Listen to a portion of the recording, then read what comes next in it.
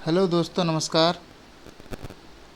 मैं आप सभी लोगों को आपके बेहतर जीवन के लिए, हर प्रकार का सुविधा के लिए आपके पास जो डाउट हैं उसको क्लियर करने की कोशिश करूँगा इस वीडियो में। अगर आप ये सोचते हैं कि क्रेडिट कार्ड, ऋण लेना, म्यूचुअल फंड में इन्वेस्ट करना, बीमा में पैसा जमा करना, ये सब अगर व्यर्थ है, आप ऐसा सोचते हैं तो ये वीडियो आपके ही लिए है। दोस्तों, मैंने यहाँ पे एक दो चीज़ मेंशन नहीं किया है, जैसे फिक्स डिपॉजिट भी है, सेविंग अकाउंट है। मैं सारे विषय को यहाँ पे आज चर्चा करूँगा और बिना टाइम गवाए हम शुरू करते हैं। दोस्तों, हम हर इमरजेंसी में हम लोगों को पैसे की ज़रूरत होते हैं और उस इमरजेंसी में हमारे पास तुरंत पैसा मिलना चाहिए। इस प्रकार से हम घर में भी पैसा रख सकते हैं और सेविंग अकाउंट में भी पैसा रख सकते हैं। और दोस्तों, ये क्रेडिट कार्ड हो गया, लोन हो गया, किसी भी तरह का लोन हो गया, म्यूचुअल फंड हो गया, बीमा हो गया, ये सारे के सारे हैं ना सर, अपने अपने जगह में सब सही हैं, कोई गलत नहीं है। आप मान लीजिए, अगर आप बीमा नहीं कराते हैं तो आप मान लीजिए, किसको पता है कल क्या होगा। अगर गलती से आपने 1 साल के अंदर, 6 महीने के अंदर, कोई 5-6 दिन के अंदर, 1 घंटे के बाद अगर आपकी डेथ हो जाता है, तो क्या आपका बच्चे, आपके परिवार, आपके वाइफ, आपके माता पिता को जो आपसे उम्मीद थे, क्या वो पूरा हो सकते हैं? तो बीमा कराना ये आपके जीवन का जितने भी अर्निंग रहता है, कमाई रहता है, सबको दे देना ये नहीं होता है। आपका जो भी इनकम रहता है उसका 5% या 10%, आपकी जो भी कमाई रहता है उसका 5% या 10% देकर आपके परिवार के, आपकी माता पिता के, आपके वाइफ के, आपके बच्चे के भविष्य को, आपसे जो उम्मीद लगाए रखे हैं, आप जो चाहते हैं उनके लिए खुशियाँ, वो सारे खुशियाँ आपके इनकम के 5 से 10% में आप ले सकते हैं। तो क्या वो बाकी 90%, 95% क्या करेंगे? आपके प्रेजेंट लाइफ में इस्तेमाल करेंगे।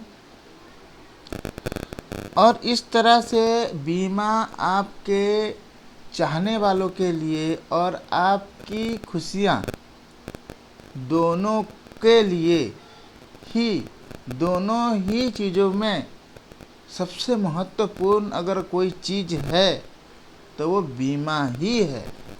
अगर आप इस तरह से अगर बीमा को गलत ठहराते हुए अगर नहीं करेंगे, तो कल अगर आपके साथ कोई अनहोनी होता है तो इसके जिम्मेदार, आप जो चाहते थे खुशियाँ, वो क्या आपको मिल सकते हैं?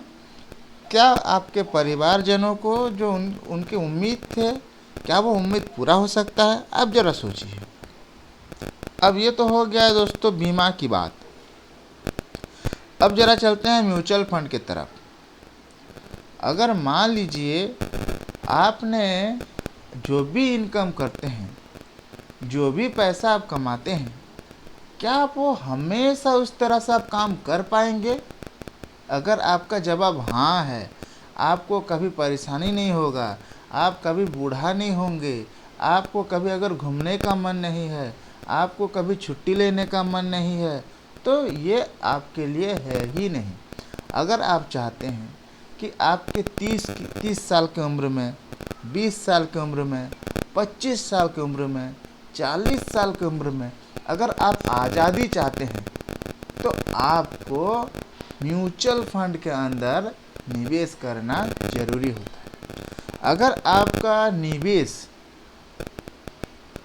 आपके जो कमाई है, अगर उस कमाई जितने पैसे आप कमाते हैं म्यूचुअल फंड से उतने ही पैसे अगर आपको हर महीना मिलना चालू हो जाए तो आप मासिक छुट्टी ले सकते हैं, सालाना छुट्टी ले सकते हैं, कहीं पे भी जा सकते हैं।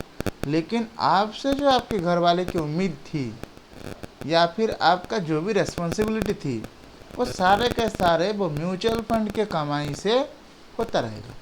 आप चाहें तो आप और काम करके आपके पैसे को और बेहतर कर सकते हैं। जैसे कि आप मान लीजिए 20,000 रुपया महीने कमा रहे हैं, अब म्यूचुअल फंड से 20,000 मिलना चालू हो गया है, तो क्या आप चाहें तो वो 20,000 को 50,000 तक कन्वर्ट कर सकते हैं आप कमा कर और आगे म्यूचुअल फंड में इन्वेस्ट करके।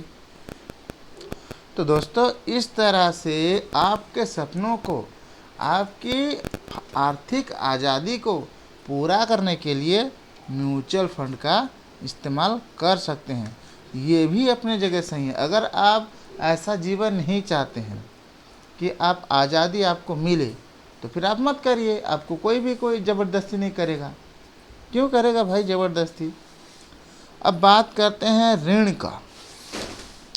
वो चाहे किसी भी प्रकार का ऋण हो, पर्सनल ऋण हो यानी पर्सनल लोन हो, व्यक्तिगत लोन हो या होम लोन हो, तो कोई भी ऋण अगर आप लेते हैं तो क्या आप मज़े करने के लिए ऋण होता है क्या? आप ऋण लेकर के मज़ा करेंगे? अगर ऐसा आप सोचते हैं तो आपके लिए ऋण गलत है।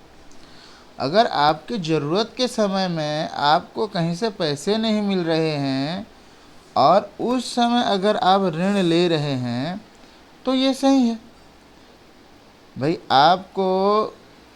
आपने कहीं सेविंग नहीं किया हुआ है, आपने कहीं पे इन्वेस्ट नहीं किया हुआ है, जहाँ से आपको आपत्ति के समय पैसे मिल सकते हैं, इमरजेंसी के समय पैसे मिल सकते हैं, तो उस क्षेत्र में आप ऋण ले सकते हैं। आप पर्सनल लोन ले लीजिए। आपके काम जाना है और काम जाके आपके घर के सारे खर्चे पूरा करना है, लेकिन अगर आपकी काम जाने के लिए एक गाड़ी की ज़रूरत है तो वो गाड़ी लेने के लिए अगर आप ऋण लेते हैं तो ठीक है। अगर गाड़ी ख़राब हो गया है, आपके पास पैसे नहीं है, तो आप ऋण ले करके वो गाड़ी को अच्छे करके अपने काम पे जा सकते हैं, जो कि वहाँ से आपको पैसे मिलेंगे और आपके दैनंदिन जीवन में जो भी खर्चे हैं वो पूरे हो पाएंगे। तो इस तरह से ऋण भी अपने जगह सही है। अब मान लीजिए आपने कोई सेविंग किया नहीं है, कुछ भी नहीं किया हुआ है और आपको चाहिए, आपने इधर उधर पैसे खर्चा कर रखे हैं, खर्चा मतलब निवेश नहीं है, खर्चा कर रखे हैं, तो उस परिस्थिति में अगर आपके पास ऐसा मजबूरी आया है कि आपको एक घर बनाना अनिवार्य है, तो क्या करेंगे आप? कोई दूसरा ऑप्शन तो है नहीं ना। तो आप इस विकल्प में होम लोन ले सकते हैं, घर का ऋण ले सकते हैं, घर बनाकर अपने और अपने परिवार को एक छांव दे सकते हैं, और हालांकि वो पैसे आपके इनकम से धीरे धीरे कटता रहेगा। तो ऋण भी बहुत ज़रूरी चीज़ है। आप अगर ज़रूरी काम के लिए लेते हैं तो म्यूचुअल फंड भी बहुत ज़रूरी चीज़ है। अगर आप आज़ादी होना चाहते हैं तो बीमा भी एक ज़रूरी चीज़ है। अगर आप अपनी खुशियाँ और परिवार के उम्मीद को नहीं तोड़ना चाहते हैं तो। अब बात करते हैं क्रेडिट कार्ड की। सर क्रेडिट कार्ड अगर आप गलत इस्तेमाल करेंगे तो होगा ना ख़राब। आप उसका पैसे को, आपको कहीं से पैसे आना नहीं है और आपके पास जो क्रेडिट कार्ड का लिमिट है उसको इस्तेमाल करेंगे तो होगा ना ख़राब। अब मान लीजिए आपके क्रेडिट कार्ड में 50,000 या फिर 1,00,000 रुपया लिमिट दे रखा है बैंक ने, जो ज़रूरत है और वो ही आप पूरे महीने में करते हैं, उसी को कीजिए ना, दूसरा का क्यों करेंगे जो ज़रूरत नहीं है। जो पैसे आपके महीने के इनकम से आने हैं और वो पैसे आपको आपस खर्चे करने हैं, वो सारा सामान लीजिए ना क्रेडिट कार्ड से। आपको कौन बोल रहा है कि आप जो है कहीं कोई देश घूमने जाएं, पिकनिक में जाएं, ऐसा थोड़ी कौन बोल रहा है। इसलिए थोड़ी क्रेडिट कार्ड होता है। आप अगर ऐसा इस्तेमाल करेंगे तो आपके लिए हानिकारक ही है क्रेडिट कार्ड। अगर आप क्रेडिट कार्ड को आपके ज़रूरत के समय इस्तेमाल करते हैं तो ये आपका ऋण फ्री कर सकता है। आप किसी भी पर्सनल लोन लेने की ज़रूरत आपको नहीं पड़ेगा। होम लोन लेने की, हाँ होम लोन तो लेंगे, होम लोन की ज़रूरत पड़ेगा तो, लेकिन आपको पर्सनल लोन जैसे चीज़ के लिए ज़रूरत नहीं पड़ेगा। और साथ में वो पर्सनल लोन में जो इंटरेस्ट बनते हैं एक्स्ट्रा, वो देना आपको नहीं पड़ेगा।